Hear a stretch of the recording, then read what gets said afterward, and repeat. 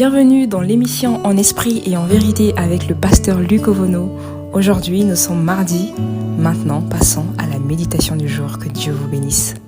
Mesdames et messieurs, bonjour et bienvenue dans l'émission En esprit et en vérité. Je bénis toutes les personnes qui ne se sont pas éloignées de l'écoute de notre émission alors que nous avions fait un break d'une semaine pour des raisons de réaménagement. Nous bénissons le Seigneur pour toutes les personnes qui nous suivent sur YouTube, sur Facebook, sur WhatsApp. Que la grâce de Dieu soit sur vous et que Dieu vous bénisse. Amen. Aujourd'hui, nous reprenons avec notre série de méditation de la parole de Dieu. Alors, nous nous sommes arrêtés sur connaître qui est Jésus-Christ. Nous avions vu plusieurs points à ce sujet et nous nous sommes arrêtés au niveau où nous avions montré les raisons pour lesquelles Jésus-Christ est venu sur terre et nous avions vu dernièrement que Jésus-Christ est venu pour servir d'exemple. Exemple en toutes choses bonnes, en toutes choses qui soient des choses divines, en amour, en prière, en spiritualité, en miséricorde, en pardon, en compassion. Dans tous les domaines, Jésus nous sert d'exemple parfait. Car il est l'exemple parfait, il est le prototype parfait parce qu'il est le seul dans l'existence humaine en son temps qui n'ait jamais commis de péché. Alors aujourd'hui, nous allons voir quelle est la situation de ceux qui ne croient pas en Jésus-Christ. Quelle est la situation de ceux qui ne croient pas en Jésus-Christ? Nous allons voir premièrement que ceux qui ne croient pas en Jésus-Christ sont comme morts. Ils sont comme morts. Donc ce sont des personnes à demi-mortes. Et nous allons voir cela dans le livre de Éphésiens, chapitre 2, au verset 1, que dit la parole de Dieu. Il est écrit, « Vous étiez morts par vos offenses et par vos péchés. » Donc voyez-vous, le péché qui entraîne les offenses et les manifestations du péché qu'on appelle les péchés, parce que le péché est une semence maléfique qui pousse l'être humain à désobéir et à marcher en opposition à la volonté de Dieu. Et donc le péché, qui est ce virus, va donc engendrer des conséquences. Et ces conséquences, on les appelle les péchés ou encore les offenses. Donc, des attitudes qui offensent le cœur de Dieu. Et à cause du péché et à cause de toutes ces offenses que nous faisons envers Dieu, la Bible nous déclare comme étant des personnes spirituellement mortes. Il s'agit ici de cette mort, de cette connexion entre l'homme et Dieu qui est complètement coupée à cause du péché. À cause du péché, l'homme a perdu sa connexion, sa relation avec Dieu le Père. Et donc, son esprit est mort. Et voici pourquoi l'apôtre Paul dit, « Vous étiez morts par vos offenses. » Donc, tous ceux qui ne croient pas en Jésus-Christ sont des personnes spirituellement mortes, déconnectées du vrai Dieu et du Dieu vrai. Alors, la deuxième chose, quelle est la situation de ceux qui ne croient pas en Jésus? La deuxième chose, c'est que ces personnes vivent dans le péché. Dans le péché. Donc, une vie volontairement impliquée à fond dans ce qu'est le péché. Donc, une vie de désobéissance volontaire, pratiquée de manière volontaire, habituelle et consciente, c'est-à-dire avec intention. Lorsqu'on n'a pas Jésus, on vit intentionnellement dans le péché, dans la désobéissance envers la volonté de Dieu. On vit de manière consciente et intentionnelle et même convaincue dans une vie de transgression à l'égard de Dieu. Ceux qui vivent dans le péché défendent leur péché. Ceux qui n'ont pas Jésus défendent leur position de péché. Ils défendent cela. Ils protègent cela. Ils peuvent faire des débats dessus. Ils peuvent même animer des émissions pour défendre leur péché, pour protéger leur situation de péché. Et donc, c'est le signe et la conséquence de toutes les personnes qui ne croient pas en Jésus, toutes les personnes qui n'ont pas reçu Christ dans leur vie comme Seigneur et Sauveur personnel. C'est qu'ils ne sont même pas conscients de l'état de leur situation de pécheur. Ils ne veulent pas s'en repentir. Au contraire, ils y prennent plaisir.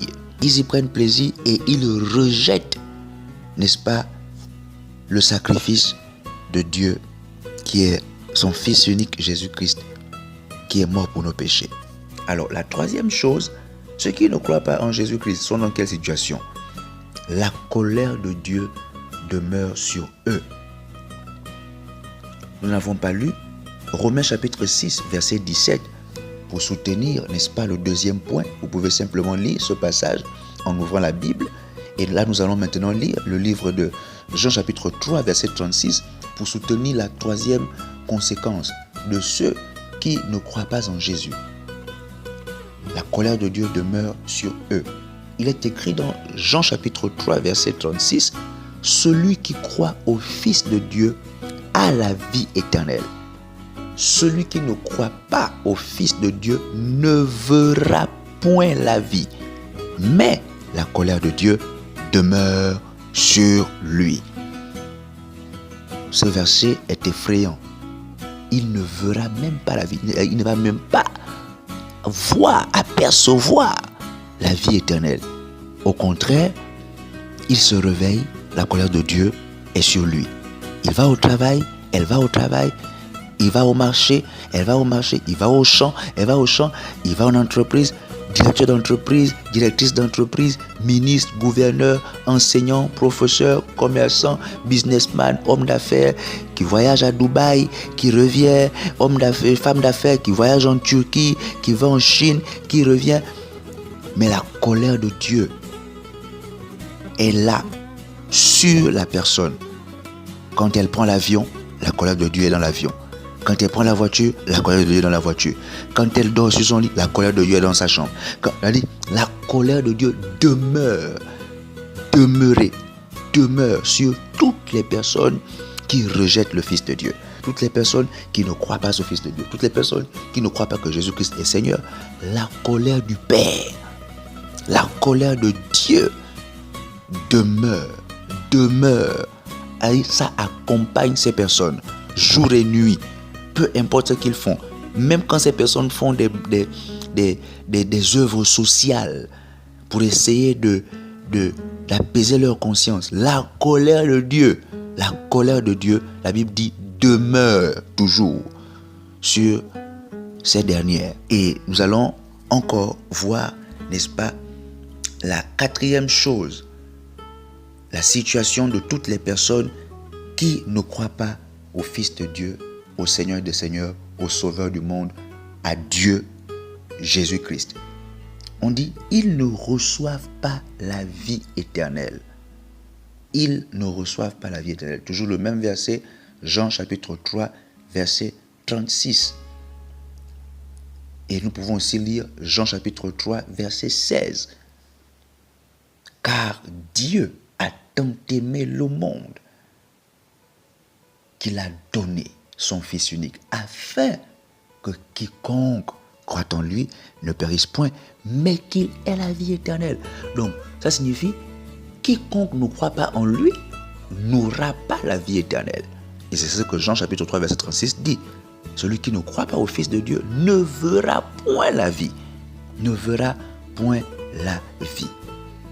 Donc, tous ceux qui ne croient pas en Jésus peuvent avoir une vie financière vraiment paisible, une vie conjugale paisible, une vie d'entreprise paisible. Ils peuvent faire tous les voyages du monde entier, mais à la fin de leur jour, ils ne verront pas la vie éternelle. Et enfin, la dernière chose, la cinquième, la situation de tous ceux qui ne croient pas en Jésus, c'est qu'ils appartiennent à Satan. C'est la Bible qui le dit. Quiconque n'appartient pas à Dieu appartient automatiquement, que l'on le veuille ou pas, à Satan. La Bible le déclare dans le livre de 1 Jean, chapitre 3, au verset 8. 1 Jean, donc la première épître de Jean, au chapitre 3, au verset 8. Que dit la parole de Dieu? Elle dit, celui qui pêche est du diable, car le diable pêche depuis le commencement.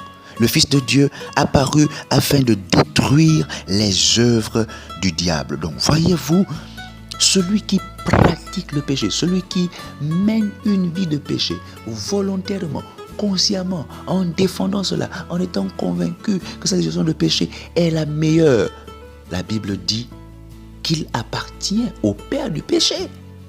Lorsque tu es un fils du péché, une fille du péché, c'est-à-dire une personne qui dépend du péché, qui pratique volontairement, consciemment, intentionnellement son péché, ses péchés, la Bible dit qu'à ce moment, cette personne appartient au père du péché qui est Satan.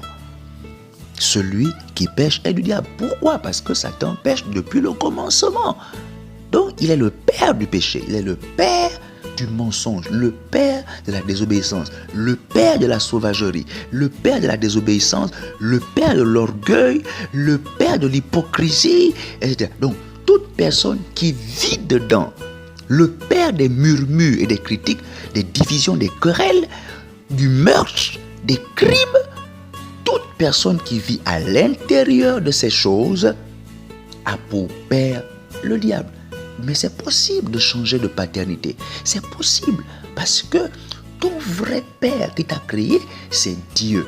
Alors, c'est possible de revenir au vrai père, d'abandonner le faux père qui est Satan et de venir au vrai père qui est le Père Saint, le Père Céleste, le Dieu 3 fois Saint. La Bible dit qu'il est le chemin, la vérité et la vie. Oui, Jésus est son nom. Il est donc possible de changer encore aujourd'hui, de prendre la décision de changer de paternité, de devenir un enfant de Dieu.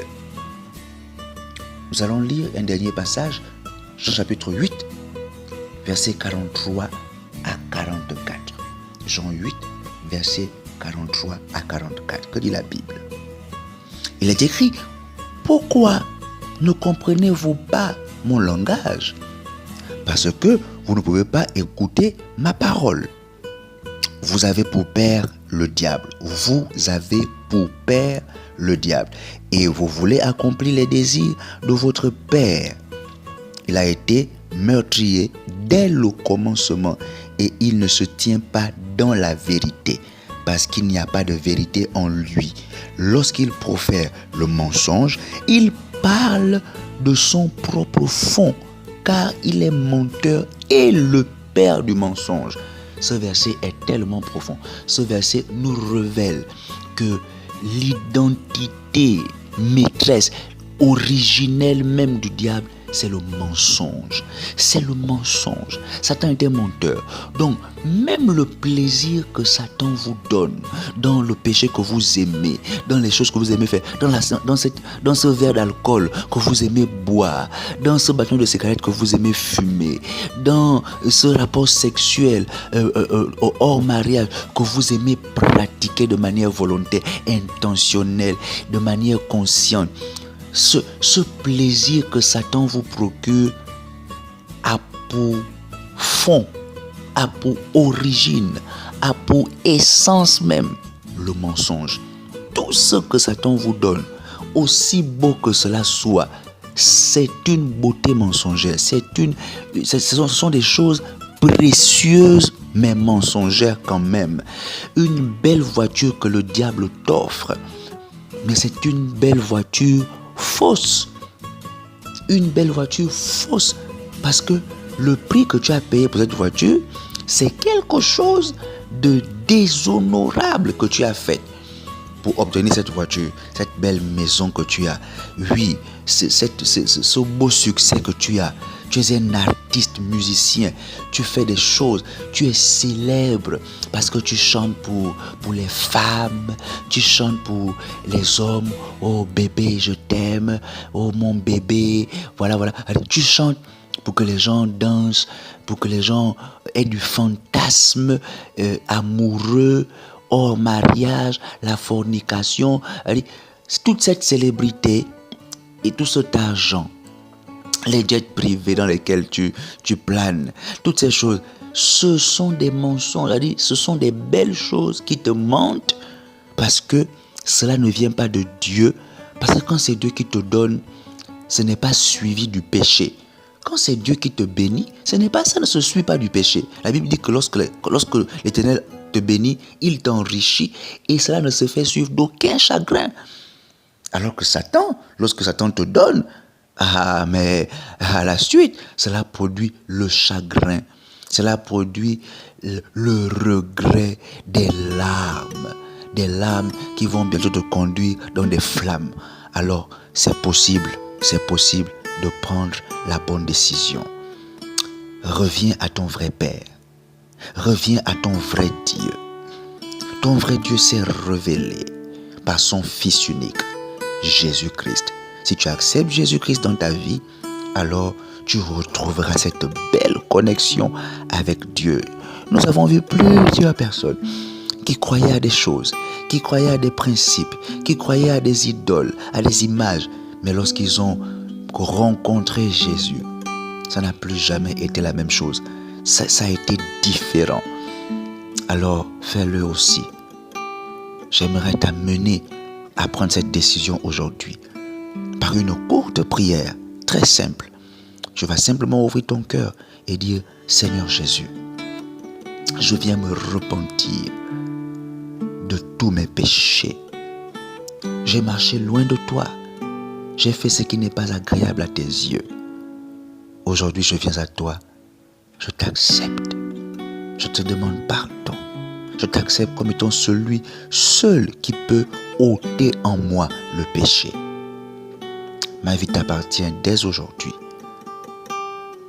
Je sais que je ne pourrai pas changer à coup de baguette magique, mais ce que je sais, c'est que lorsque tu entres dans la vie de quelqu'un, c'est différent. Il y a une différence. Il y a quelque chose qui se crée et qui change, qui commence à changer ma vie. Je crois en toi de tout mon cœur et ma vie t'appartient désormais. Jusqu'à la fin de mes jours. Jusqu'à la fin de mes jours. Au nom de Jésus-Christ. Amen. Gloire à Dieu. Que Dieu vous bénisse. Nous allons nous séparer. Si vous voulez contacter l'émission, vous avez des questions, vous voulez un suivi spirituel, vous voulez rencontrer le pasteur, ou encore vous voulez poser des questions concernant votre foi personnelle, n'hésitez pas de faire un message WhatsApp ou une note vocale à ce numéro qui va s'afficher, alors que je vais vous dire au revoir, à demain, que la grâce de Dieu soit sur vous, au nom de Jésus-Christ. Amen.